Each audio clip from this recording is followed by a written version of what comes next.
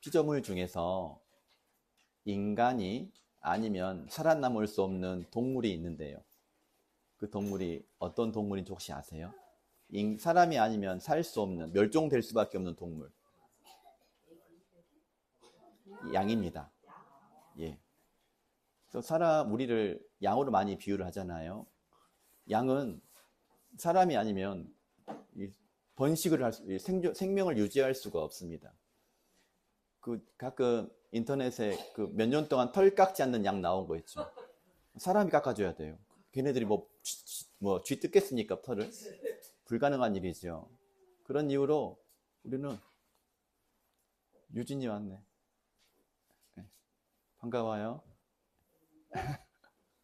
제주도에서 왔네. 우리 강변교회 때 일부 청년이 애기 낳고 왔네. 안녕합니다. 깜짝 놀랐네.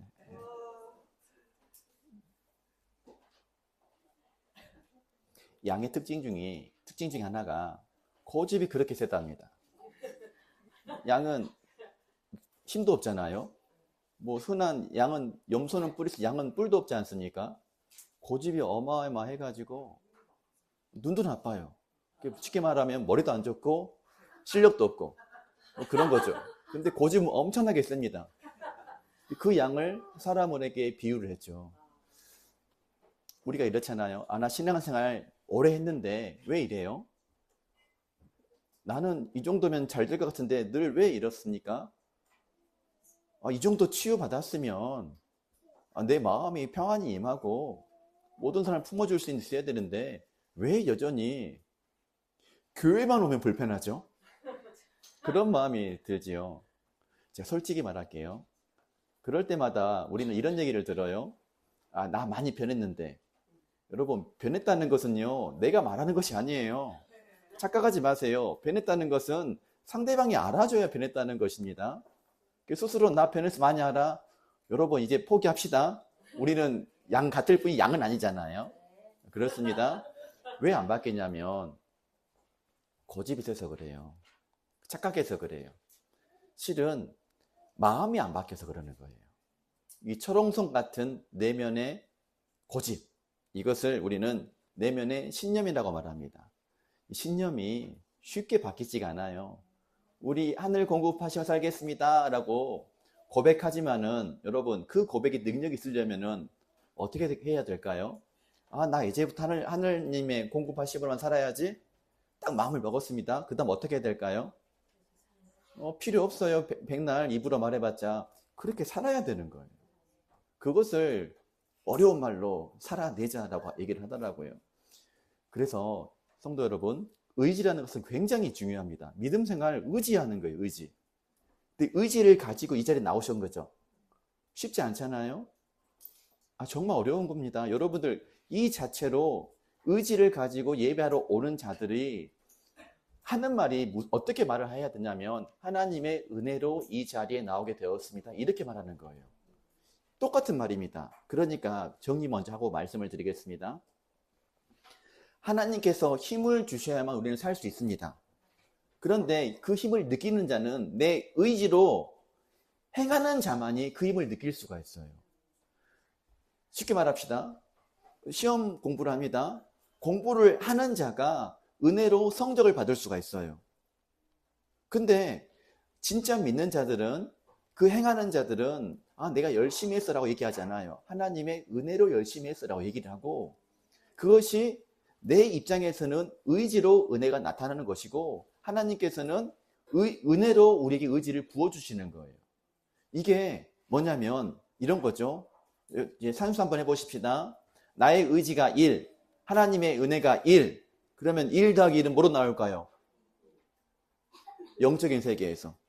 나의 의지 1, 하나님의 은혜 1. 그 1과 그 1을 더하면 뭐가 나올까요? 1이 나오는 거예요. 1. 내 입장에서는 온전히 뭐만 보이고 의지로 행하는 것이 결국 은혜이고, 하나님 입장에서는 은혜를 주는 것이 나의 의지이다. 이것을 분리시키면 안 돼요. 그러니까 봅시다. 목사님 오늘따라 말 굉장히 어렵게 하시네. 이놈의 교회 왜 왔을까? 이런 마음이 든다면은 무엇이 없어진 거죠, 지금? 은혜가 없어진 거예요. 그런데 목사님 아무리 꼴 보기 싫어도 나 하나님 앞에 진짜 예배해야지. 하나님 이 말씀이 정말 간절하게 은혜만 들리게 해주세요 라고 붙들고 있는 그 마음이 은혜 부어지는 마음이에요. 이것을 꼭 알기를 바랍니다. 이렇게 내 마음대로 말할 거면은 왜 제가 원고를 쓰는 이유를 잘 모르겠어요. 오늘 그래도 본론은 똑같아요. 이 야고보서 말씀하려고 하는 것입니다. 이 오늘 우리가 읽은 이 야고보서가 뭘 건드냐면 우리 의지를 건드려요. 우리의 신념을 건듭니다. 야고보서가 굉장히 불편한 책입니다. 목사님 저번 주부터 종말론 하신다면서요. 이게 중요하니까 하는 거예요. 다 생각이 있습니다. 예. 이 마틴 루터는요, 야고보서를 지푸라기 책이라고 얘기를 했습니다. 자기는 지금 믿음으로 구원을 얻는다고 위로를 받았는데 갑자기 야고보서 보니까는 뭐라고 나왔죠? 행함이 없는 믿음은 죽은 믿음이라 하니까 화딱지가 나는 거예요. 자, 그 순간 루터에게 무엇이 임하지 않았다? 은혜가 임하지 않은 거예요. 이게 똑같은 것입니다. 이렇게 하시면 돼요. 의사가 이렇게 아픈 곳에 하면 막 눌러보잖아요. 그러면 왜 누릅니까? 고쳐주려고 누르는 것이죠. 그것을 뭐 성희롱했네 이렇게 말해버리면 답이 안 나옵니다. 그 이유는 정확한 진단을 하기 위하여 의사가 눌러보는 겁니다. 오늘 말씀이 우리의 마음을 볼 거예요. 세 가지를 말씀을 드리겠습니다. 구원에 대해서 알아야 돼요. 구원은 언약 위에 있어요. 그리고 참된 믿음은 반드시 행함으로 나타나게 되는 것이고 그 삶을 살아내는 것이 은혜다. 그러니까 설교가 너무너무 쉬워요. 제가 지금 드린 말씀을 이렇게 얘기하고 저렇게 얘기하고 또 뒤집어 얘기하고 옳게 얘기하고 그 얘기를 한 3번 하면은 오늘 설교가 끝납니다. 먼저 구원에 대해서 말씀을 드릴게요. 구원이라는 것은 갑자기 우리 사람이 불쌍해서 하나님께서 얘네들 내가 구원해야 되겠다라고 즉흥적인 하나님의 결정이 아니란 사실이에요. 자, 구원은 어디서 시작됐냐면은 언약에서 시작을 합니다. 근데 그 언약을 우리가 이해하기 쉬운 말로는 약속이라 그러죠. 근데 엄밀히 말하면 약속이라는 의미가 아니에요. 왜냐하면 여러분 내일 아침 5시 30분에 다 새벽님에 들어오세요 이렇게 말했어요. 약속했어요. 자, 손가락 들고 손 약속했죠. 아멘 하겠죠. 다 들어올 거예요, 안 들어올까요? 안 들어와요. 그러니까 뭐냐면 이런 마음이에요. 우리는 약속을 해도 내 신념은 약속은 지키는 것이다, 깨는 것이다. 아무리 내가 소리 안 지르는 이거 있어요. 소리 질러봤자 필요가 없더라고. 네. 약속은 우리 마음속에 어떤 마음이다? 깨지기 위한 것이다 라는 마음이 있기 때문에 실은 하나님이 약속이라고 말하는 것이 성경적으로는 맞지 않아요. 그래서 약속의 의미는 그것이 아니에요. 원래 의미는요. 뭘까요? 영어로 그래, 커버넌트예요. 계약이에요. 그러니까 약속이 아니라 계약인 거예요. 계약은 어떻습니까? 당사자가 이행을 해야 효력을 발휘하죠. 이행하지 않으면 계약이 소멸되잖아요. 이행하지 않으면 보증금 돌려받을 수가 없습니다. 맞죠? 그래서 이제부터는 제가 계약이라고 얘기를 할게요. 우리는 계약 백성이에요. 그렇기 때문에 아이들이 태어나서 유아세를 받는 것은 뭐 구원이 임했다 그런 마음도 있지만 이제부터 이 아이는 하나님의 말씀대로 살아가도록 계약합니다. 말씀대로 살아간 계약에서 계약을 잘 이행하면은 복이 임할 것이고 계약대로 말씀대로 살지 못하면은 불편할 것입니다. 이것을 내가 부모가 서약하겠습니다. 이것이 유아세례인 거예요. 출애굽기 19장 5절 6절 보도록 합시다. 읽어봅시다. 시작.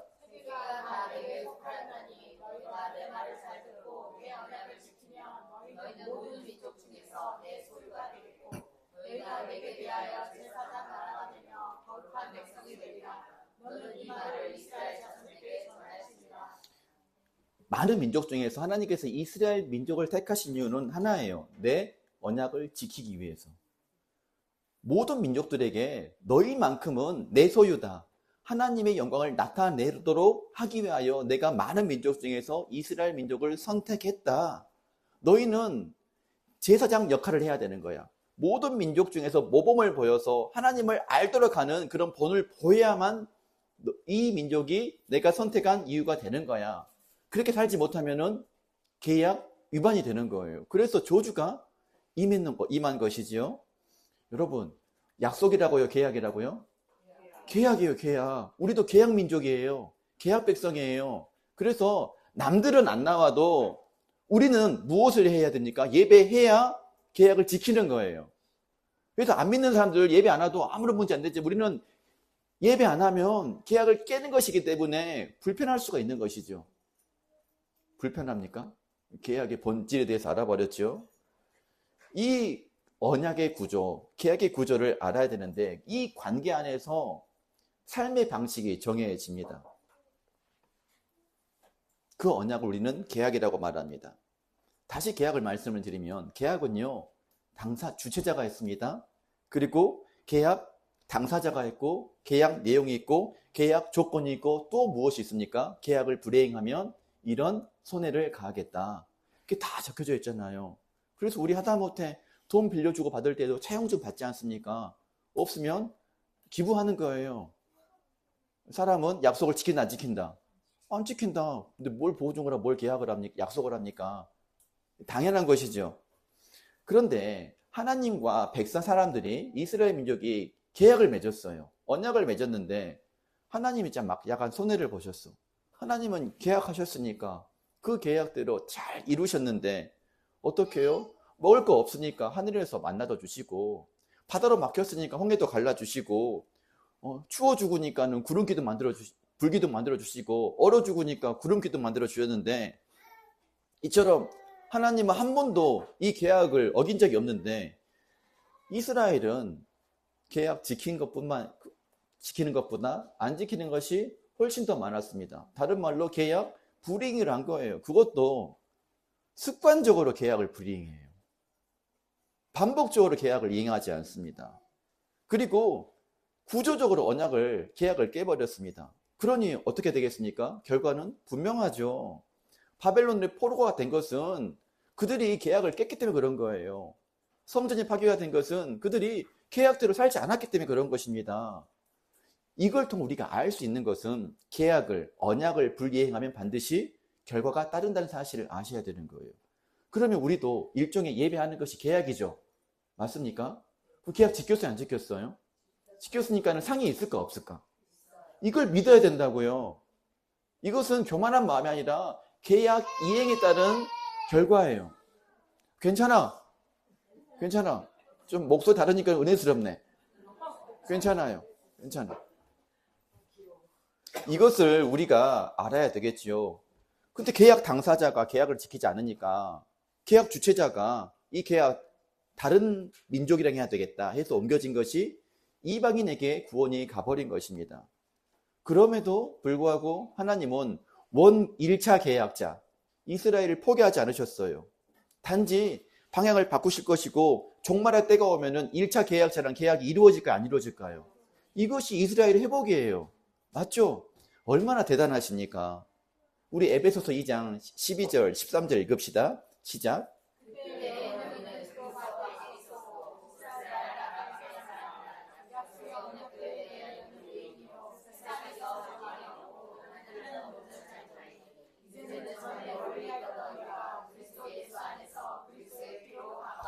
그리스도의 피로 가까워졌다. 옛날에는 계약 맺을 때 짐승을 피를 냈다 그러잖아요. 그럼 그리스도의 피로 가까워졌다는 말은 어떤 말입니까? 하나님과 여러분들이 지금 계약을 맺은 상태예요. 나 이럴 줄 알았으면 안 믿었을 텐데. 어쩌겠어요, 믿어버렸는데. 어쩌겠습니까, 구원을 받아버렸는데. 계약이 맺어졌습니다. 그런데 여기서 바울이 경고를 하죠. 그 가지들을 향하여 자랑하지 말라. 자랑할지라도 내가 뿌리를 보존하는 것이 아니요 뿌리가 너를 보존하는 것이니라. 그러면 내 말이 가지들이 꺾인 것은 나로 접붙임을 받게 하려 함이라 하리니. 무슨 말이냐면 이방인은 구원이 없는데 하나님의 은혜로 접붙임을 당해서 구원을 얻었다. 이것을 자랑하지 말라. 그럼 구원받은 것은 우리가 계약을 잘 지켜서 구원을 받은 것이 아니라 은혜로 구원받은 것이다. 똑바로 알아라. 잘나서 구원받은 거 아니다. 똑바로 알아라. 그 얘기를 하고 있는 것이죠. 그런데 정확하게 말씀을 드리면은요, 이 경고는요, 개인보다는 공동체하고 있는 교회에 하는 경고입니다. 우리가 말할 때 이스라엘 한 사람 구원에서 멀어졌다 얘기하지 않잖아요. 이스라엘 민족이 구원에서 멀어졌다라고 얘기하듯이 교회 공동체가 언약에서, 계약에서예요. 계약에서 멀어질 수 있다는 말이에요. 우리 교회도 이 주인이 하나님이 아니게 되는 이상 예수님이 되지 않게 되면은 바로 계약 불이행이 될 수 있다는 말입니다. 공동체 신앙 방향이 굉장히 중요한 거예요. 우리가 지금 누구 예배로 나왔습니까? 하나님 예배로 나왔어요. 이 시간에 하나님의 음성이 들리도록 여러분 마음이, 우리 마음이 간절해야 됩니다. 그러면 공동체 신앙이 무너지면 내 신앙은 온전해지겠습니까? 같이 무너지겠지요. 이렇게 공동체와 개인이 연결되어 있는 것인데 세상에 교회가 하도 욕을 많이 얻어먹으니까 우리는 교회를 생략해버리잖아요. 그리고 내가 하나의 교회가 되어서 은혜를 받으려고 하는데 이것이 성경적인 구조와 완전히 어긋나는 것입니다. 한국 교회가 더 이미지가 안 좋아지고 있어요. 저는 안에만 있으니까 몰랐는데 많이 안 좋더라고요. 목사 그러면 욕하는 것이더라고요, 이제부터는. 몰랐어요. 그래도. 그러니까 목사님이 말로만 할 뿐이지 속으로는 너도 사기꾼이지, 너도 얼마나 해쳐먹었어? 이렇게 생각하는 사람이 되었다는 말입니다. 그 이유가 어떻게 되었습니까? 우리가 뭘 지키지 않아서, 계약을 지키지 않아서. 이렇게 말은, 나는 계약 도장 찍은 적이 없는데요? 아니요. 예수님 믿는 순간 피로 계약이 맺어진 거예요. 우리는 계약 백성입니다. 이제 우리 오늘 말씀 읽어보십시다. 야고보서 1장 1절 읽어봅시다.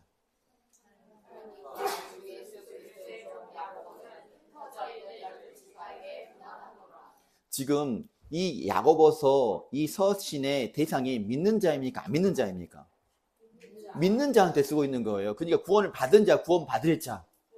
구원 받은 자에게, 전도 대상자에게 쓴 것이 아니라 한 교회에게, 믿고 있는 자들에게 쓴 편지입니다. 언약 백성에게 쓴 편지예요. 이미 예수님을 믿고 구원받은 공동체에 쓴 편지입니다. 따라서 야고보가 이 내용을 쓰는 것은 어떻게 구원을 받는지 그런 내용이 아니라 너희들이 구원받았으니까 이렇게 살아야 돼 라는 것을 쓰는 책이지, 안 지키면 구원을 받지 않는다 이런 말을 하는 것이 아니에요. 너희가 구원을 받았으니까 이렇게 살아라, 그 얘기를 하고 있는 것이지요. 너희들이 계약을 맺었으니까 하나님과 그 계약대로, 언약대로 살아라, 그 얘기를 하고 있는 것입니다. 근데 오늘 읽은 14절이 굉장히 우리에게 불편한 질문을 하고 있습니다. 읽어봅시다. 내 형제들아, 만일 사람이 믿음이 있노라 하고 행함이 없으면 무슨 유익이 있으리요? 그 믿음이 능히 자기를 구원하겠느냐? 자, 이런 말, 원래 의미는 뭐냐면은, 제가 가끔씩 이거 해야 돼요, 안 해야 돼요? 이것이 맞아요, 저것이 맞아요? 물어보죠? 이것은 제가 답을 몰라서 물어봅니까? 알고 있는데 그냥 물어보는 것입니까? 알고 있는데, 이거 똑같은데 그 말이 그 말이네. 알고 있는데 물어보는 거죠. 마찬가지예요. 이 말씀도 너희들 설마 그 믿음으로 구원받을 수 있다고 생각하는 거 아니겠지? 그런 뉘앙스를 가지고 있습니다. 답은 이미 정해져 있는 거예요. 행함이 없는 믿음은, 말씀 그대로 보세요. 바꾸지 말고. 행함이 없는 믿음 구원이 있다 없다? 하나님 말씀이잖아요. 인정하십니까? 하나님 말씀하시면 이 말씀도 받는 것이 우리의 믿음인 거예요. 행함이 없는 믿음은 구원이 없다라고 얘기를 하고 있어요. 충격적이죠. 아, 또 목사님 갑자기 또 어디 다니더니 또 헷가닥했나? 교리를 바꿨네? 그것이 아니라 우리가 얼마나 잘못된 전제 위에서 살았는지를 실상을 보도록 하겠습니다. 믿기만 하면 됩니다. 믿기만 하세요. 믿기만 하면 구원받아요. 이 말은요, 절반만 맞아요. 지금 급하니까 지금 당장 예수님 믿으세요. 영접하세요. 그 말은 반틈만 맞는 거예요. 50%만 맞습니다. 물론 이런 거죠. 왜 50%만 맞냐면 그때 고백이 진짜 고백이면 구원이 임하겠죠. 근데 여러분, 막 우리가 가령 빵을 줘요. 초코파이를 준비했어. 믿기만 하면 초코파이를 주겠습니다. 약속을 했어. 그때 그럼 초코파이 받고 싶어서 예수님 믿을게요. 그럼 기도 따라서 하세요. 따라서 했어요. 그 믿음이 진짜 믿음이라고 말할 수 있어요, 없어요? 근데 어떻게 알아, 그것이? 내가 초코파이를 먹고 싶어서 기도한 건지 정말 예수님을 믿고 싶어서 고백한 건지 어떻게 하냐고요? 모르잖아요. 그냥 그렇게 이것으로 구원을 얻었겠다고 우리가 믿고 싶을 뿐이잖아요. 사실 아닙니까? 그런데 야고보가 얘기하는 것은 뭐냐면 너희들이 진짜 믿었다면 행함이 있어야 돼. 근데 행함으로 나타나지 않았다면 앞서 말한 고백은 거짓일 가망성이 많아. 그 얘기를 하고 있는 거예요. 안 그렇습니까? 맨날 입으로만 살아간다 그러고 밥값도 더치페이 하면 얼마나 꼴보기 싫어요. 맞지 않습니까? 그런 남자를 만나면 안 되는 거예요. 당연한 거잖아요. 진짜 살아가면은 지가 돈 다 내야지. 이게 맞는 거 아닙니까? 그래서 많이 냈잖아요. 야고보서는 구체적인 그림을 그립니다. 그 얘기를 설명하려고 그 다음 말씀하시는데 15절 16절 읽읍시다. 시작.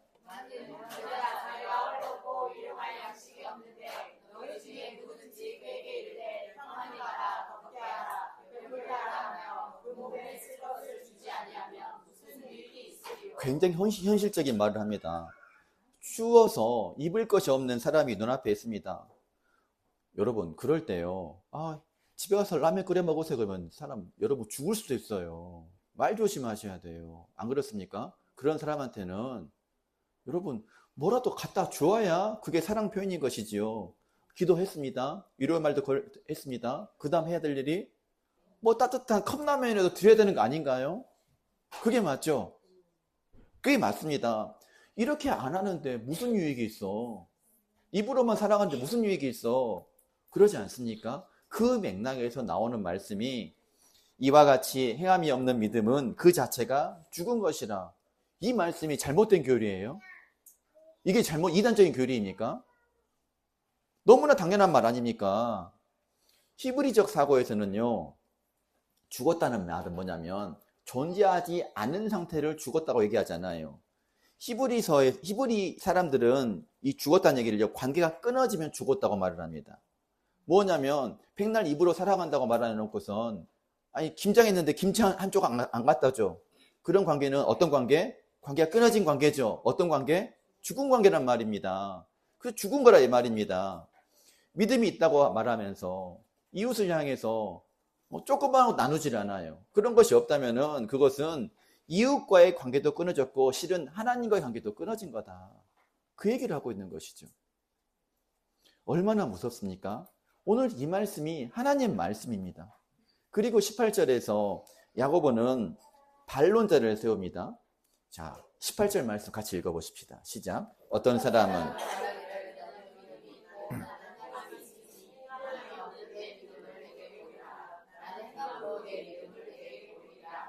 믿음 보여줘 보세요. 자, 우통 까고 보여줘 보세요. 못 보여주죠. 무슨 말이냐면은 너의 마음을 좀 알게 해줘. 내면의 상태를 좀 알게 해줘. 그 내면의 상태, 진짜 마음을 알고 싶어서 여러분 정말 마음이 뭐예요? 어떤 마음이에요? 솔직히 말하세요. 믿음이 있는 상태예요? 없는 상태예요? 믿음이 있는데 왜 이렇게 살아요? 이거 물어보고 있는 것입니다. 진짜 궁금한 거예요. 믿음이 있는 걸로 믿고 싶은데 사는 형태를 보니까 도무지 믿어지지 않는 거예요. 도무지. 얼마나 야고보가 답답한 마음. 그리고 그럼에도 불구하고 이 공동체를 사랑하는 마음이 느껴지지 않습니까? 그래서 19절에 한마디 더 하죠. 내가 하나님은 한 분이신 줄 믿느냐? 잘한다. 그거 있잖아. 귀신들도 믿는다. 얼마나 속상한 말이에요. 야고보가 지금 가슴 치면서 하는 말입니다. 귀신도 믿는다니까요. 귀신들도요. 하나님이 한 분이시고 예수님이 하나님의 아들이신 것 알고 있습니다. 마가복음에서 먼저 귀신이 마가복음에서 예수님을 먼저 알아봤습니다. 하나님의 거룩한 자요. 다 못 알아보는데 귀신이 가장 먼저 알아봤습니다. 여러분, 그 귀신이 구원 받았습니까? 안 받았지 않습니까? 그러면 우리가 믿음이란 것이 이런 것이란 사실을 알 수 있겠네요. 믿음은 지적인 동의입니까? 아니란 사실을 알 수 있잖아. 그럼 귀신도 구원받아야 된다니까요. 그 갑자기 막 말씀 앞에 떨려 막 두려움이 생겨. 이것도 충분하지가 않는 거예요. 진짜 믿는다면 뭐가 나타나야 돼? 떨리면 돼요? 막 눈물 나면 돼요?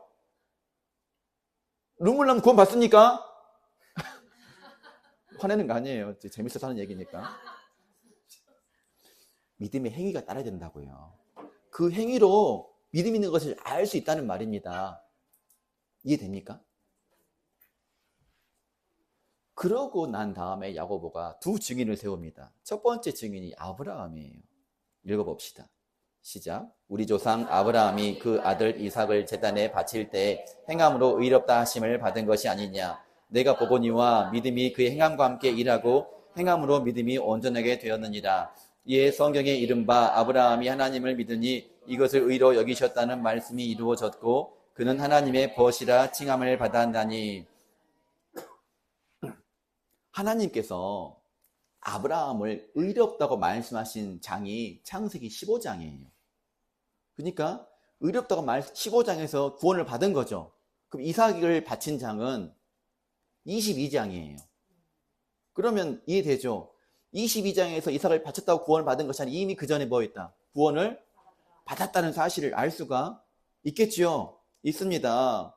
그래서 아브라함은요, 하늘의 별을 보고 하나님 말씀을 믿었어요. 아, 너의 자손이 이렇게 많을 거다. 그러자 그걸 믿었다니까요. 그러면 물어보십시다. 믿음이 먼저입니까? 행위가 먼저입니까? 늘 먼저 믿음이 먼저예요. 마음이 먼저 가야 됩니다. 그리고 그것은 행위가 따랐을 때 구원을 받은 거, 행위가 따르지 않았을 때 구원받은, 이거 안 해야 되는데, 이런 패턴의 말을. 행위와 구원이 관계가 있어요, 없어요? 없잖아요. 행위가 없을 때 구원을 받았지 않습니까? 맞죠? 그렇습니다. 그 상태에서, 구원받은 상태에서 창세기 22장이 찾아오고 그 22장에서 이삭을 제단에 바치는 사건이 나옵니다. 이 창세기 15장 때 구원을 받았어요. 22장 때 이삭을 바쳤어요. 이 사이 20년 차이에요. 이해되십니까? 20년 기간 동안 아브라함은 구원받은 상태에서 믿음으로 살았고 그 믿음의 극적인 순간이 창세기 22장이라는 말입니다. 이걸 보니까 행위가 먼저가 아니라 늘 믿음이 먼저고 행위는 무엇이냐면 믿음이 진짜 믿음이라는 사실을 보완해주는 상태라는 것을 우리가 알 수가 있어요. 이것을 충분하지 않으니까 그 다음 나오는 사람이 라합이 나옵니다. 라합도 읽어보십시다. 야고보서 2장 25절. 이와 같이 기생 라합이 사자들을 적대하여 하는 길로 나가게 할 때 하나님으로 하시는 것이 아니냐. 왜 믿음 얘기하는데 아브라함을 얘기하고 라합을 얘기했냐면 아브라함은 믿음의 조상입니다. 라합은요 기생 출신입니다. 그래서 모든 성향의 사람들을 총망라하는 거예요. 그래서 아브라함 얘기하고 라합 얘기하면은 이 중간에 끼어들지 않는 사람은 없다는 말입니다. 믿음의 행위라는 것은요 출신과 상관이 없다는 말이에요. 믿음의 행위는요 가문과도 신분과도 상관이 없다는 말입니다. 라합이 정탐꾼을 숨겨준 것이 뭐 호의 정도가 베푼 것 같죠. 라합이 정탐꾼을 숨겨준 데 걸렸어 봐요. 어떻게 될까요? 목숨 걸고 한 행동이었습니다. 맞죠? 왜 그런 목숨을 걸 만한 이유가 무엇이었을까요? 무슨 믿음? 이스라엘 하나님이 이 여리고를 정복할 것이라는 믿음이 있었다는 말입니다. 하나님 믿었기 때문에 그 일을 할 수가 있었던 거예요. 뭘 걸고요? 목숨 걸고 믿은 거예요. 마찬가지입니다. 그 믿음이 아니라 그 믿음의 행위가 앞에서 이스라엘의 하나님이 여리고를 무너뜨릴 것이고 하나님은 살아계신다. 이 믿음이 진짜 믿음이었음을 증명하는 것이 되겠지요. 이 정도 말했으면은 제가 종말론 하는데 왜 이야기를 하는지 감을 잡을 거예요. 앞으로 진짜 믿음인지 거짓 믿음인지를 시험하는 시대가 온다는 말입니다. 거기에 따른 결론이 26절 말씀이에요. 영혼 없는 몸이 죽은 것 같이 행함이 없는 믿음은 죽은 것이다. 몸에 영혼이 없으면 우리는 두 자로 뭐라 그러죠? 시체라 그러는 거예요. 시체. 아무리 모양이 멀쩡해. 눈도 있고 코도 있고 입도 있어요. 그런데 죽은 시체라 그래요. 마찬가지로 믿음이 있다고 얘기하지 말라니까요. 믿음은 거울 보고 혼자 얘기하세요. 남한테 그런 얘기 할 필요가 없어요. 믿음이 있다면 뭘 보여줘라? 변화된 모습을 보여줘라 이 말이에요. 행위를 보여주라 이 말입니다. 아무리 고백이 유창해도 아무리 대표기도 멋지게 해도요. 행함이 없으면은 그 믿음의 고백이 헛것이란 말입니다. 여기서 짚고 넘어가야 될 것이 있어요. 야고보가 행함으로 의롭다함을 받았다라고 얘기를 했습니다. 그 얘기 했는데 반대로 바울은요, 믿음으로만 의롭다함을 받는다라고 얘기를 했습니다. 그러니 이 말을 이렇게 말하고 저렇게 말함으로써 두 주장이 충돌되고 있는 것처럼 보입니다. 근데 정확히 아십시오. 자, 야고보서의 대상이 믿는 사람, 안 믿는 사람. 믿는 사람, 로마서는 안 믿는 사람이겠죠. 구원의 방법을 얘기하고 있는 것이지 않습니까? 뭐냐면 바울은요, 이런 사람들이에요. 지금 율법으로만 구원을 받는 사람들한테 율법 지켜야 구원 받는다고 말하면 돼요, 안 돼요? 멍청한 행동이지 않습니까? 아니야, 율법이 아니라 믿음으로 구원을 받는, 이렇게 얘기를 하는 것이 너무나 자연스러운 자연스러운 말인 것입니다. 그러니 로마서 사람들은 어떤 사람들이냐면 행위로만 구원을 얻고 있는 사람들한테 틀렸어, 그 얘기를 하고 있는 것이지요. 에베소서 2장 8, 9절이 그런 말씀이에요. 너희는 그 은혜에 의하여 믿음으로 말미암아 구원을 받았으니 이것은 너희에게서 난 것이 아니요 하나님의 선물이라. 행위에서 난 것이 아니니 이는 누구든지 자랑하지 못하게 함이라. 야고보는 행위는 없고요, 믿음만 있으면 된다라고 착각하는 사람들에게 진짜 믿음이라면 반드시 행위로 나타난다는 말이에요. 그러니 믿음만 있고 행위가 없는 사람들이 제 생각에 요한계시록에서는 니골라당의 모습과 같은 모습이다라고 말할 수가 있습니다.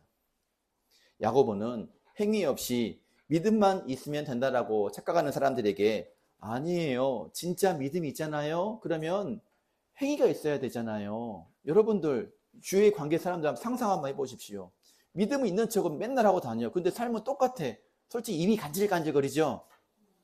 목사가 참 저 할 말 다 하고 사니까 착각하지 마세요. 이 강대상 위에서는 말 못해요. 여기서만 이러는 거예요. 지금 너 정말 믿는다면 한번 삶을 한번 바꿔봐, 이렇게 얘기하고 싶지 않습니까? 바울은요, 지금 구원의 뿌리를 말하고 있습니다. 야고보는요, 구원의 열매를 말하고 있는 것이지요. 지금 바울과 야고보는 대상이 달라요. 그리고 서로 다른 오류를 말함으로써 상호 보완을 하고 말하고 있습니다. 이것이 아브라함 안에서 통합이 되는 것입니다. 자, 이것을 가장 잘 보여주는 대상이 아브라함이에요. 자, 다시 말씀을 드립니다. 창세기 15장 6절에서 하나님께서 아브라함을 의롭다고 말씀하셨어요. 이삭은 태어났다, 안 태어났다? 안 태어났어요. 그리고 이삭을 제단에 바치는 창세기 22장은 수십 년 후의 일입니다. 창세기 15장을 가져와서 믿음으로 의롭다함을 받았고요. 야고보는 창세기 15장을 가지고 왔을까? 22장을 가지고 왔을까? 22장을 가져온 것이겠죠. 우리 조상 아브라함이 그 아들 이삭을 제단으로 바칠 때 행함으로 의롭다 하심을 받은 것이 아니냐. 똑같은 건데 보는 관점이 다른 것이죠. 이해된다고 생각합니다. 그럼 아브라함은 같습니다. 같은 사람, 다른 사건을 가지고 하는 말씀이에요. 이것이 모순입니까? 서로 보완하는 온전한 모습 아닙니까? 이런 것입니다. 창세기 15장의 믿음이 창세기 22장의 행위를 낳았다는 말이에요. 이 중에 우선은 뭐가 돼야 됩니까? 믿음 15장이 우선이 되어야 22장을 살 수가 있는 것이지요.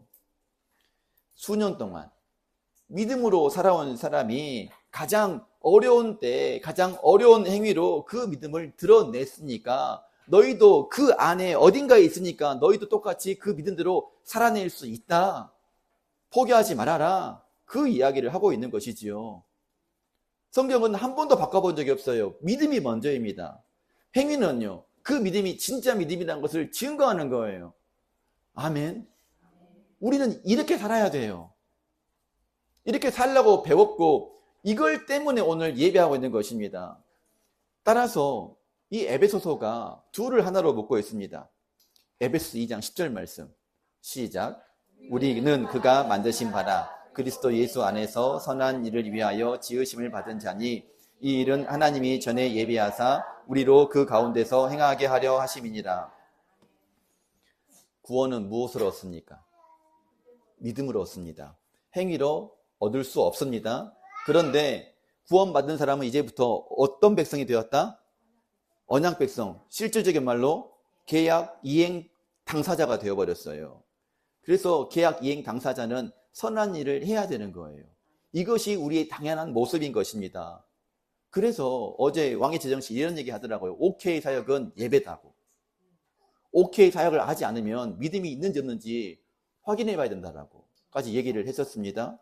선한 일은요, 구원이 원인이 아니라 구원을 받은 사람의 목적이 돼야 되는 거예요. 어쩔 수 없어요. 죽으나 사나 OK 사역하게 되어 있는 거예요. 도와줘야 되게 되어 있습니다. 왜입니까? 우리는 계약 백성이니까, 언약 백성이니까, 구원받았으니까. 그런데 구원받은 백성이 자꾸 세상 가치관으로 살려가면 사라지겠습니까? 그 허한 마음이 드는 거예요. 허한 마음. 마치 라면 먹고 나서 밤에 소화 안 되던 그런 마음이 드는 거예요. 순서를 말하겠습니다. 구원 순서가 있어요. 먼저 솔직히 내가 믿는 것이면 믿어지는 것입니까? 내가 믿을 때 믿어지는 거예요. 은혜가 먼저입니다. 은혜 다음에 믿음이 임하고, 믿음 다음에 구원이 임하고, 구원받았으니까 뭐가 임한다? 선한 행위가 임하는 거예요. 이 순서가 중요합니다. 여기서 행위가 앞에 오면 2단 율법주의가 되는 것이지요. 행위가 없으면은요, 어떤 믿음? 죽은 믿음이 되는 것입니다. 그래서 구원받은 사람들에게서 자연스럽게 흘러나오는 것이 믿음의 열매가 나타나는 거예요. 그 믿음의 열매니까 눈에 보이는 열매도 있지만 내면의 열매, 성품의 열매도 있는 거예요. 믿는데 맨날 불평불만해. 믿음은 뭐가? 감사가 임해야 된다니까요. 맞죠? 근데 감사가 임하지 않았으면은 스스로 믿고 있다고 얘기할 뿐이지, 옆에 사람 봤을 때는 어떤 믿음이다? 하나님 봤을 때는 아쉽지만 아직 안 산 믿음이다 라고 얘기를 할 수가 있습니다. 그 말이 요한계시록 3장에 나오는 사대교회에게 하는 말씀이에요. 3장 1절 들어보셨죠? 시작.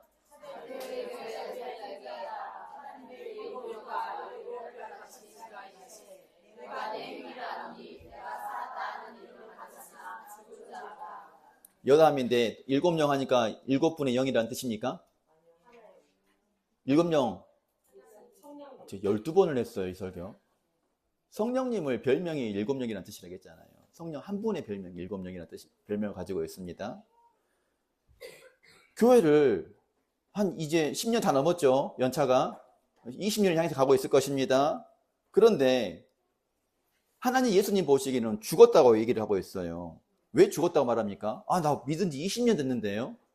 예수님 보기에는 너의 온전한 행위를 내가 봐본 적이 없어. 믿었다고 말하는데 본 적이 없단 말이야. 너가 입으로는 믿었다고 말하는데 너의 삶의 방향이 완전히 틀리기 때문이야. 그 얘기를 하고 있는 것이죠. 그런데 여기서 4절에서 예외가 있습니다.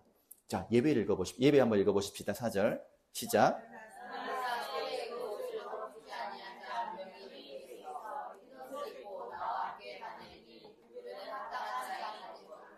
모두 다 죽은 자들인데 그 중에 몇 명은 흰옷을 입었다. 모두가 죽은 자, 공동체인데 흰옷을 입은 사람이 있다 없다. 그래서 구원은 공동체다, 개인이다. 개인이다. 맞죠? 여러분, 기분 나쁜 사람이 있을 거예요. 은혜 받지 못한 사람. 왜? 나는 진짜 믿음을 살고 있으니까. 나와는 상관이 없는 말로 들릴 수도 있습니다. 아닌 것 같지. 아무튼 그런 사람은 이제 흰옷을 입었다. 얘기를 하고 있는 것이지요. 실제로 옷이 더럽히지 않는 사람은 행실이 있는 사람이죠. 그 중에서도 옳은 행실이 있는 사람인 것이죠. 그 말이 요한계시록 19장 8절에서 이 세마포 옷은 성도들의 옳은 행실이라 하더라.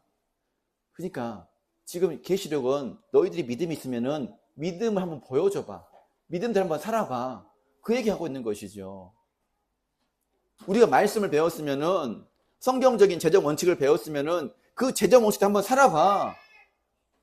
그 얘기하고 있는 것이죠. 그래서 여러분, 내가 왕의 재정 맞췄다? 아무 필요 없어요. 필요 있어요, 없어요? 배웠으면 뭐해? 살아내야지. 그게 배운 것이죠. 안 그래요? 못 배웠으니까 계속 가는 거예요, 지금. 이게 사실이에요. 안 그렇습니까? 근데 진짜 문제는 뭔지 아세요? 뭘 배운지를 몰라. 더 다녀야지, 알 때까지.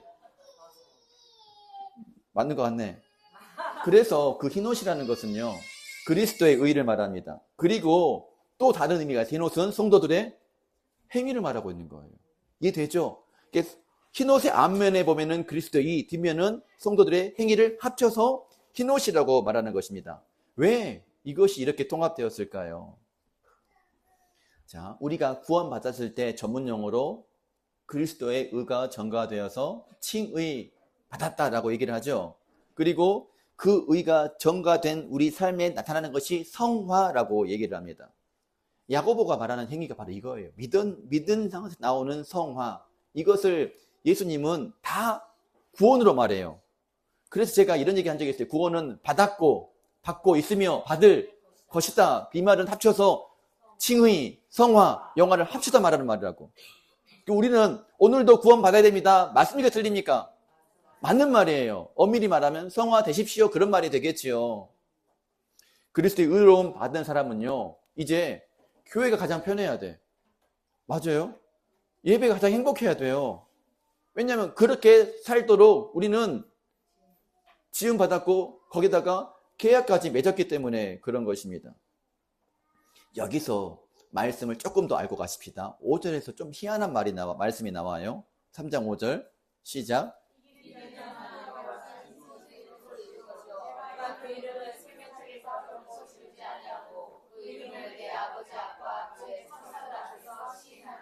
여러분 국어 잘하죠? 자, 물어볼게요. 여기서 이 이름을 생명책에서 결코 지우지 아니하고 되어 있죠? 그럼 이 말은 생명 지울 수 있다는 말이 없다는 말이에요. 맞아요? 성경이 보여요? 그러니까 내가 구원을 받았어도 무엇이 없으면, 진짜 믿음의 증거가 없으면은 지워줄 수 있다는 말이 없다는 말이에요. 이걸 교리로 해석하지 마시고 성경 그대로 보자고요. 생명책에서 지워줄 수 있습니다. 맞죠? 맞습니다.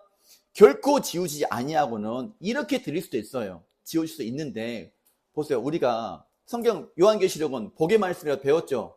1장 3절과 22장 7절에서 복이 처음과 끝이 복으로 끝나고 복으로 시작하고 끝나는 말씀이라고 말씀을 드렸습니다. 그러면 오늘 이 말씀은 이런 말이에요. 내가 못 살면 생명책에 이름 지울 거야? 그런 의미일까요? 이건 사실인데 그런 의미가 아니라, 그러니까 잘 살아라, 그 뜻인 거예요. 살아낼 수 있다? 그런 뜻인 거예요. 오늘 하나님께서 저 믿음이 없어요, 포기하고 싶어요, 그런 뜻이 아니라, 아니야, 너 믿음으로 살아낼 수 있어, 내가 도와줄게, 이런 마음을 가져야 된다고. 근데 마음이 내면에 고집스러운 신념이 있으면은 난 안 돼, 포기해. 이거 은혜 받아야 된다니까. 오늘 예배에서 이런 마음이 들어야 돼. 나도 믿음대로 살아낼 수 있다, 아멘, 이런 마음이 들 것이라고 선포합니다. 이 말씀은요, 위협의 말씀이 아니라고요. 언약의 말씀이라고요. 위로의 말씀입니다. 확증의 말씀입니다. 예수님께서 내가 그들에게 영생을 주노니 이것은 영원히 멸망하지 아니할 터이요 그들을 내 손에서 빼앗아 갈 자가 없느니라. 그들을 주신 내 아버지는 만유보다 크심에 아무도 아버지 손에서 빼앗을 수 없느니라고 말씀하셨습니다. 이 얘기는요, 내가 너에게 구원했으니까는 이름 지울 수도 있어. 그런데 뺏기게 내가 놔두지 않을 거야, 그 말이에요. 이것을 신학적인 용어로 성도의 견인이라고 그래요. 견인. 우리 내 마음으로는 오늘 말씀 너무 어려워서 믿음을 못 살 것 같아요. 걱정하지 말아라. 내가 너를 포기하지 않겠다. 너도 살 수 있게 만들겠다. 내가 포기하지 않으니까 너도 포기하지 말아라. 그 얘기를 하고 있는 것이지요. 이 말씀은 위협의 말씀이 아니라 믿음으로 살아가고자 하는 사람들에게 확증하는 선언이 되는 것입니다. 너가 지금 믿음을 끝까지 지켰으니까 나도 너의 이름을 잊어버린 일이 결코 없을 것이다, 그런 뜻으로 하고 있는 보증이 되는 말씀인 거예요. 여러분, 약속은요, 여러분, 내일 돈 줄게, 이 사람은 언제 가장 행복하죠? 그 말 듣고 행복하죠? 돈 받았을 때 행복합니까? 마찬가지. 약속 백날 받으면 뭐예요? 여러분, 계약이 성사되면 뭐예요? 계약을 이루어져야, 계약서로 돼야 행복하는 것입니다. 오늘 하나님은요, 내가 너와 계약했잖니, 내가 계약 이루고 싶어. 그러니까 내가 정말 주고 싶으니까 너도 계약 따라, 그 얘기를 하고 있는 것입니다. 하나님께서 우리를 끝까지 붙드시는 것은 참인된 말이에요. 맞죠? 동시에 우리도 믿음으로 살아내야 되는 것은 참입니다. 이것이 100이면 이것도 100인 거예요. 또 반복합시다. 내가 믿음으로 살아낼 때 은혜를 경험할 수가 있어요. 주의 손이 나를 붙들고 있다는 것을 우리가 느낄 수가 있는 거예요. 그러면 이거 줄이려고 안 되더라고. 5분 더 해야 돼. 5분. 빌립보서 2장 인상 쓰지 말고요. 부터. 은혜가 임하기를 바랍니다. 빌립보서 2장 12절 13절 시작. 그러므로 나의 사랑하는 자들아 너희가 나 있을 때뿐 아니라 더욱 지루가 없을 때에도 항상 찬송하라. 두렵고 떨림으로 너희 구원을 이루라. 너희 안에서 행하시는 이는 하나님이시니 자기의 기쁘신 뜻을 위하여 너희에게 소원을 이루고 행하게 하시나니. 이게 좀 책 좀 읽어보신 분들은요, 이게 굉장히 모순된 말이라는 느낌을 있어야 됩니다. 12절과 13절을 분리해 보십시다. 12절에서는요, 두렵고 떨림으로 너희 구원을 이루라 라고 말씀하셨죠. 이것이 우리의 몫이에요. 우리는 두렵고 떨림으로 오늘 구원을 이루어야 됩니다. 그리고 13절은요, 너희 안에 행하시는 이는 하나님이시다. 우리가 해야 될 일, 하나님이 해야 될 일. 이건 하나님이 해야 될 일. 그리고 우리는 구원을 이루는 일. 이게 합쳐서 2다 1이다. 하나다 이 말입니다. 우리한테는 뭐 있을까요? 우리한테 우리를 이렇게 행하신 하나님을 보필하고 우리는 무엇을 이루어야 되고, 우리 입장에서는 구원을 이루는 일을 해야 되고, 하나님 입장에서는 행하신 일을 하나님이 하시는 거예요. 각자의 일이 다릅니다. 이것을 불편하다고 12절만 읽으면 왜곡이 됩니다. 13절만 읽어도 왜곡이 되는 거예요. 두 개를 늘 세트로 읽어야 됩니다. 하나님께서 우리 안에서 소원을 주신다니까요. 우리 마음속에 나 그래도 믿은 대로만 살아볼 거야. 아, 나에게 복 주신 하나님을 믿어볼 거야. 그런 마음이 든다니까요. 하나님께서 이 빚 다 갚게 하실 거야. 이런 마음이 든다니까요. 어제 왕의 제정 갔는데 뭐 가면 믿음의 예산을 쓰라 그러죠. 배우면 뭐에 안 쓰는데. 그러니까 안 배운 거예요. 그거는 쓰지 않으면, 예산을 짜지 않으면 안 배운 거라고. 근데 어렵다고요. 왜 어렵습니까? 아, 빚이 60억인데 예산을 짜서 뭐 해요? 안 그렇습니까? 그게 그거지. 근데 그걸 눈물을 흘리면서 짜냈는데 그 다음날 2억이 입금됐대요. 뻥 같죠? 나도 안 믿겨져. 사실이야. 아무튼 사실이에요. 뭐냐면은 우리의 작은 믿음을 본다니까요. 그러니까 백날 말해봤자, 아, 나 이제부터 믿음의 예산을 써야지. 오늘 당장 쓰시라고 울면서. 뭘 써야 될지 모르겠으면 기도하면서 쓰라고요. 그럴 때 은혜가 임하는 거라고. 이 요령, 이 비결. 다음 주 볼게요. 통장 가지고 오세요. 통장. 두렵고 떨림으로 구원을 이뤄라. 이야기는 겁주는 것이 아니에요. 하나님께서 진지하게 지금 우리에게 고민하고 있는 말씀입니다. 무슨 말이냐면 구원을 가볍게 여기지 않는 마음을 말하고 있는 거예요. 너 정말 구원 받았느냐? 그러면 정말 진지하게 한번 살아봐. 근데 어차피 은혜에 있으니 괜찮아. 이 얘기는요, 삶이 아니란 사람에게 하시는 말씀이 되는 것이죠. 우리 은혜 받았습니까? 그러니까 오늘 살아내야 되는 거예요. 은혜 받았으니까 경건하게 살아가는 것입니다. 아, 저분들 보세요. 놀러와서 여기를 왜 와요? 자고 있어야지, 펜션에서. 정신 이상자들이야. 은혜 아니면 이걸 설명할 수가 없어요. 그리고 이것을 그래도 말귀를 못 알아먹으니까 유다서 20절, 21절에서 다시 설명을 해줍니다. 다시 읽어보십시다.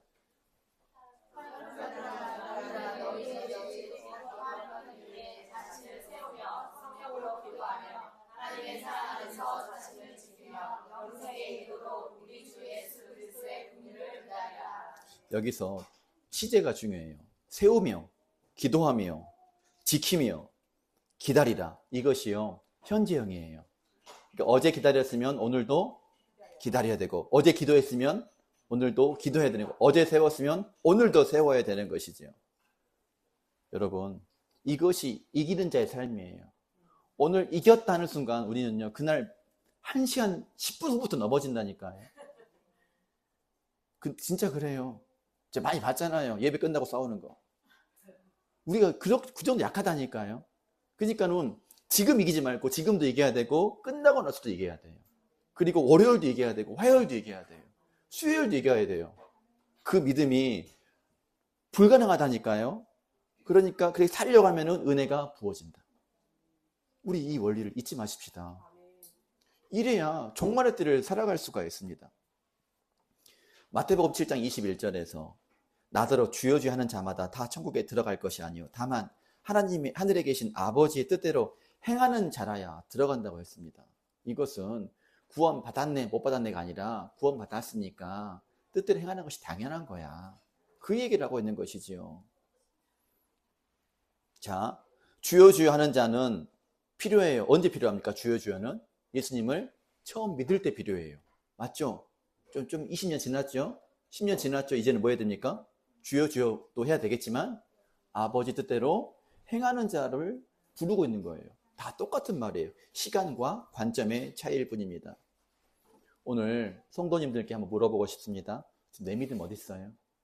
또 좌절, 절망, 불가능, 염려, 불안, 고독감, 고립감에서 살아가고 있지는 않습니까? 여러분, 살아내고자 하는 마음이 들었습니까? 들었습니까? 그러면 월요일날 우리의 직장에서 그 믿음이 나타나기를 바랍니다. 화요일날 저녁 가족끼리 모였을 때 그 믿음이 나타나기를 바랍니다. 수요일날 기도회 때 그 믿음이 나타나기를 바랍니다. 오늘 결론은 정리할게요. 5가지예요. 들어보십시오. 구원은 받는 것보다 지키는 것이 훨씬 어렵습니다. 자, 우리는 받아야 되니까 지켜야 됩니까 이제? 아멘. 지켜야 됩니다. 구원은 내가 받았다고 확정되는 것입니까? 아닙니다. 이제는 우리는 이겨야 됩니다. 이겨야 됩니다. 행함이 따르지 않는 믿음은 어떤 믿음입니까? 죽은 믿음입니다. 죽은 믿음에는 성경 말씀 그대로 말씀하시면 구원이 없다라고 얘기하고 있어요. 그러니까 나 구원 받으면 됐지 이게 아니에요. 이제부터 우리 구원을 바꿔줘야 돼. 상급으로 바꿔줘야 돼. 상급은 받아도 되고 안 받아도 되고 그런 개념이 아니에요. 무조건 받아야 돼요. 어느 정도로 이 상급을 구원처럼 생각하고 구하시라고. 이해되죠?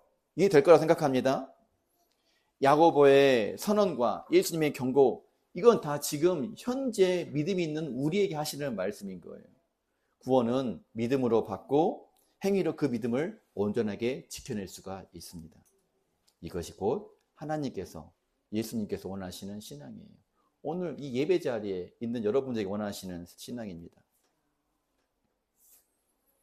오늘 말씀에 또 끝날 때도 마음에 착잡하고 무거워지면 뭐가 없습니까? 은혜가 없는 거예요. 그러니까 마지막이 중요해. 마지막에는 빌립보서 2장 13절로 해야 돼요. 시작. 빌립보서 2장 13절. 너희 안에서 행하시는 이는 하나님이시니 자기의 기쁘신 뜻을 위하여 너희에게 소원을 두고 행하게 하시나니. 오늘 말씀 딱 들었어요.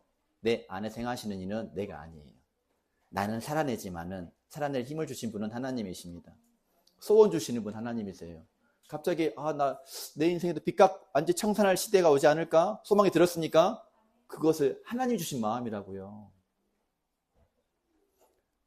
내일 주일 새벽 예배 한번 나와볼까? 하나님 주신 마음이라고요. 그것이 여러분 이것은요 도덕적인 의지를 말하고 있는 것이 아니에요.